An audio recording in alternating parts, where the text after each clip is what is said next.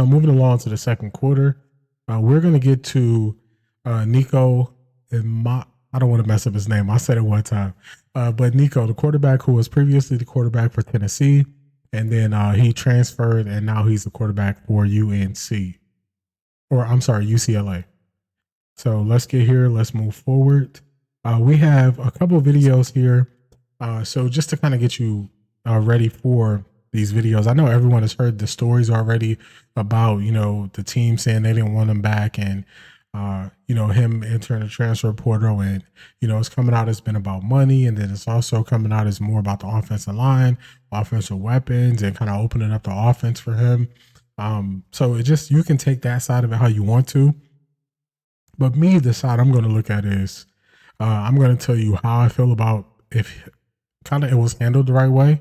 And then also we're going to react to fair use of all the videos I use here.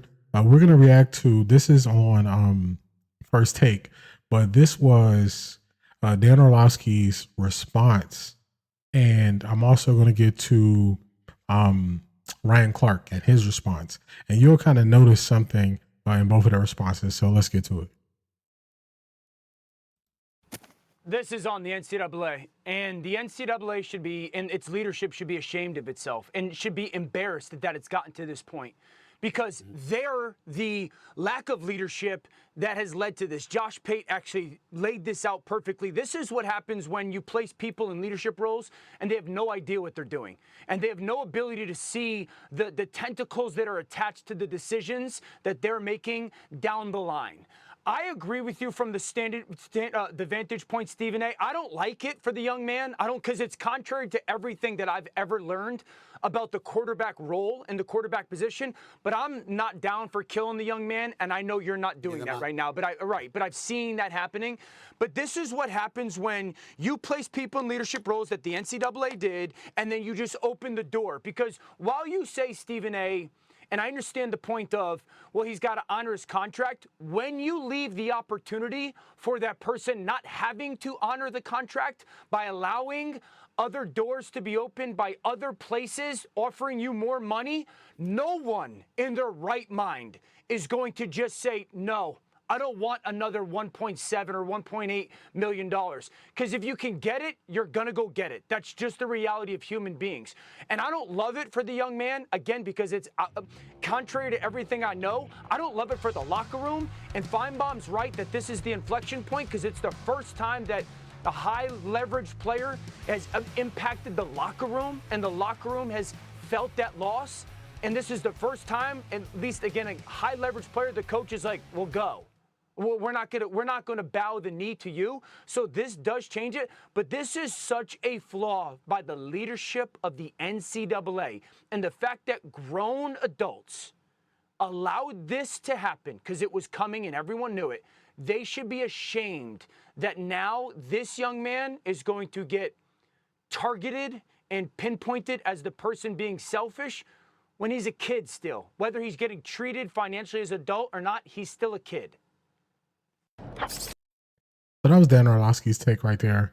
Now we're going to get to Ryan Clark. And what I'm going to do is I'm going to give my commentary after we get through these two videos. Watching the mass? So let's see. I believe it's here. Where some of your background perspective on this may be, what do you make of the whole thing?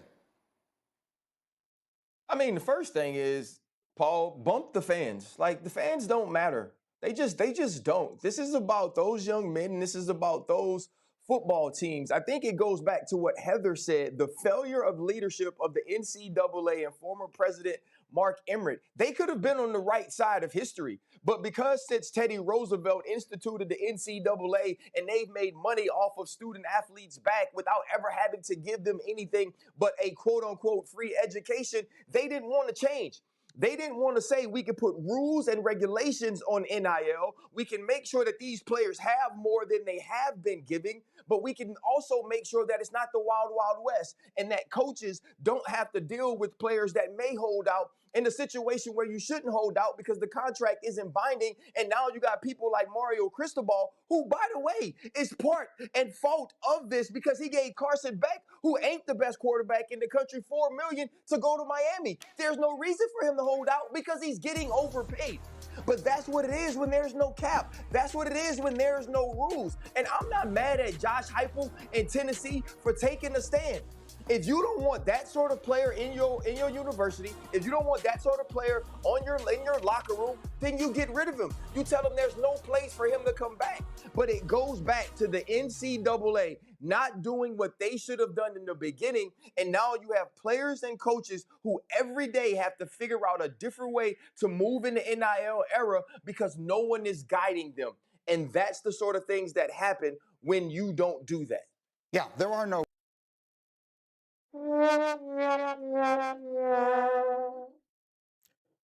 All right, so you just heard Dan Orlowsky and Ryan Clark both give their take on this situation, and I would say that they are both placing a lot of the blame in an area that is something that won't be corrected or changed. So to me, that's one of those instances where it seems like they're just blowing air because this is a situation where you can look at the situation with Nico and you can say, did he handle it perfectly? The answer would be no. Would he probably like to have changed how this thing played out? Yes. So this is a learning moment where even if you don't bash Nico, you can say there probably are some things he would do differently, and you can point out the things that he probably could have done differently without bashing him. And I think that Dan saying he is a child and, he's a kid and maybe he's, getting money like he's an adult and financially and all these things. I think these are just ways that you don't hold yourself to what your opinion truly is, or you don't want to put it out there. So you blame something that can't be quantified. And you don't have to do that because in this situation, you can just say, hey, he probably didn't handle this the best way, considering how he's going to be viewed in other locker rooms and him having to build up the trust in these other locker rooms. So it's ways that you can criticize without taking it personal and just going based on the situation. And I think both of them missed the opportunity to do that by blaming it on something that can't be quantified, especially when it's something that's not about to be changed. So if there were rules in place that were coming down the pipeline and they just weren't implemented yet, and there was a set date that those rules will be implemented, then you can say we blame the NCAA because they let this happen until XYZ time period. But nothing's going to change with the NCAA right now. I looked a lot into this and I saw that the NCAA kind of doesn't have power to even change this based on how things are written. And this won't be reeled in and have guardrails up until they form some sort of union to organize all of the players collectively, because basically every state can handle these NIL situations differently. So that's where I say that if they just with a little research, you would look at this and say, are there things he would do differently? And if the answer is yes, then you can just focus on those things without bashing him. Also, I don't believe he's a child. I think he's making adult decisions.